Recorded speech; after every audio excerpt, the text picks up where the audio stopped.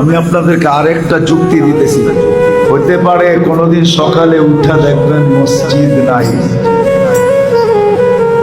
হাদিসে আছে। কোনোদিন সকালে উঠা দেখবেন মসজিদ নাই, উঠায় নিয়ে নিবে আল্লাহ।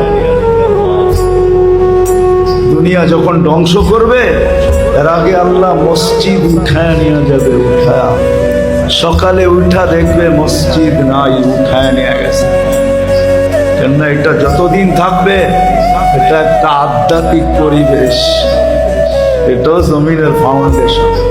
মসজিদ গুলা কিয়ামতের আগে উঠায় নিয়ে মুসলমান দেখবে একদিন সকালে উঠা দেখবে কোরআন পড়া আছে কিন্তু একটা অক্ষরও নাই,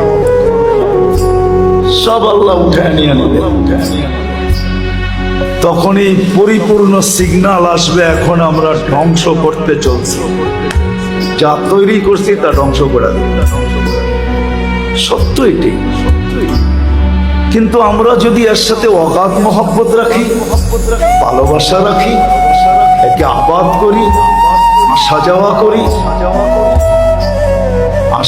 করি, সাহায্য সহানুভূতি দেখাই, তাহলে ইনশাআল্লাহ হতে পারে যত তাড়াতাড়ি উঠা যাওয়ার ইঙ্গিত দেখতেছি তত তাড়াতাড়ি উঠবে না, আরো কিছুদিন আল্লাহ রেখে।